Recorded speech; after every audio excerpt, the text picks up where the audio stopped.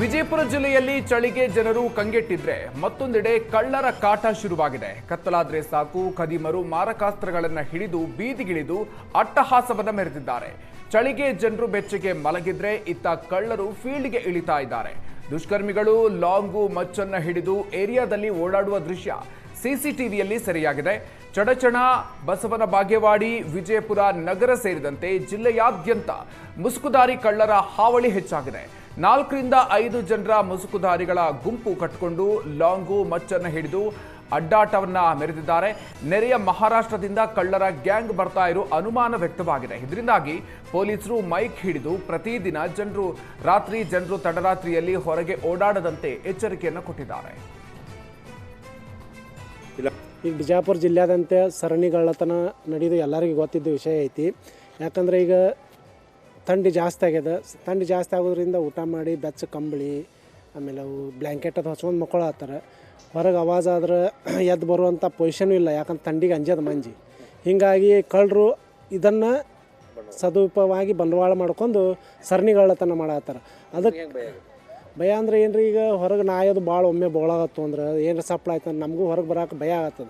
ಯಾಕಂದ್ರೆ 2-3 ಇಲ್ಲಿ ಬಳ್ಳೊಳ್ಳಿ ಹಿಟ್ನಳ್ಳಿ ಒಳಗೆ ಸರಣಿಗಳ್ಳತನ ಆಮೇಲೆ ಅವು ತಳವಾರದು ಹಿಡ್ಕೊಂಡು ಅಡ್ಡಾಡೋಣ ನಮಗೂ ಜರ ಭಯ ಬರತ್ತದ ಹೊರಗೆ ಬರ್ಬೇಕಾದ್ರೆ. ಚಡ್ಚನ್ನೊಳಗೂ ಆಗಿದೆ. ಹೀಗಾಗಿ ನಮಗೂ ಹೊರಗೆ ಎಲ್ಲಿ ಬಾಗ್ಲ ತೆಗೆದ್ರೆ ಎಲ್ಲಿ ನಮಗೂ ಇದು ಮಾಡ್ತಾರೆ ಅನ್ನೋದು ನಮ್ಗೆ ಭಯ ಆಗ್ಯದ. ಈ ಬಿಜಾಪುರ ಪೂರ್ತಿ ಜಿಲ್ಲೆ ಒಳಗೆ ಸರ್ ಏನು ಚಳಿಗಾಲ ಬಂದದ ನೋಡಿ, ಚಟ್ಟಿ ಅಮಾಶೆ ಆಗಂದ ಊಟ ಹೆಚ್ಚಾಗಿರ್ತದ್ದು. ಚಳಿಗಾಲ ಥಂಡಿ ಸಿಕ್ಕಾಪಟ್ಟಿ, ಯಾಕಂದ್ರೆ ಸಾಯಂಕಾಲ 6 ಗಂಟೆಗೆ ಹೆಚ್ಚಾಲತ್ತದ ರೀ. ಆ ಥಂಡಿಗೆ ಎಂಥ ಮುದುಕ ಮನುಷ್ಯ ಆಗಲಿ ಯುವಕರಾಗಲಿ ಒಟ್ಟು ಹೊರಗೆ ಬರಾಕ್ತಲ್ಲ. ರಾತ್ರಿ ಅಗದಿ ನಿವಾಂತರ ಮಲ್ಕೊಂಡಿದ್ದೇವಲ್ಲ, ಕಳ್ಳರ ಹಾವಳಿ ಹೆಚ್ಚಾಗ್ಬಿಟ್ಟ ಸರ್. ಹೆಂಗಪ್ಪ ಅಂದ್ರೆ ನಿಮ್ಗೆ ಹೇಳ್ತೀನಿ, 8 ಮಂದಿ 10 ಮಂದಿ ಗ್ರೂಪ್ ಗ್ಯಾಂಗ್ದವ್ರು ಬರಾಕತ್ತಾರೆ ಸರ್. 8 ಮಂದಿ 10 ಮಂದಿ ಗ್ಯಾಂಗ್ ಬರಾಕತ್ತಾರೆ. ಈ ಮೊನ್ನೆ ಬಳ್ಳೊಳ್ಳಿ ಒಳಗೆ ಆಯಿತು, ಆಮೇಲೆ ಇಲ್ಲಿ ಹಿಟ್ನಳ್ಳಿ ಒಳಗೆ ಆಯಿತು, ಇಲ್ಲ ಬಿಜಾಪುರ ಒಳಗೆ ಇಲ್ಲಿ.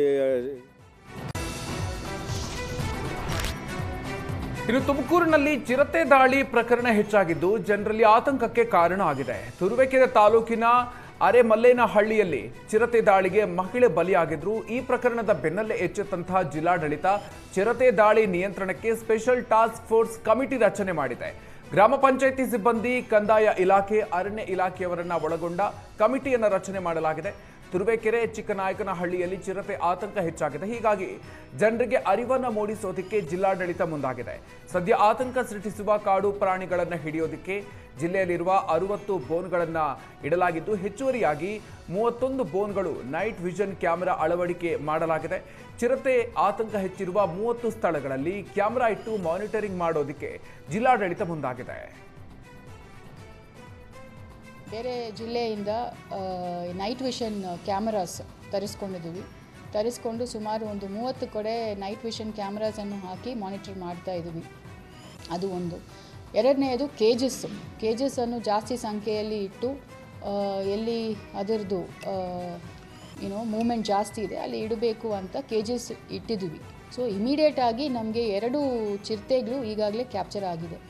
ಒಂದು ಮೇಲ್ 8 ವರ್ಷದ ಆಲ್ಮೋಸ್ಟ್ ಅಡಲ್ಟ್ ಮೇಲ್ ಒಂದು ಚಿರತೆ ಸಿಕ್ಕಿದೆ. ನೆಕ್ಸ್ಟ್ ಡೇ ಬೆಳಗ್ಗೆ ಒಂದು 4 ಗಂಟೆಗೆ ಇನ್ನೊಂದು ಚಿರತೆ ಫೀಮೇಲ್ ಸಿಕ್ಕಿದೆ.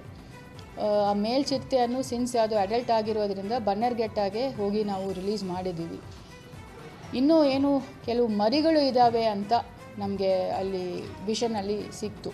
ಸೊ ಆ ಮರಿಗಳು ಕೂಡ ಈಗ ಇಟ್ಕೊಂಡು ಏನು ಪ್ರೊಸೀಜರ್ ಇದೆ ಅದನ್ನು ಮಾಡಬೇಕು ಅಂತ ನಾವು ಸಿದ್ಧತೆ.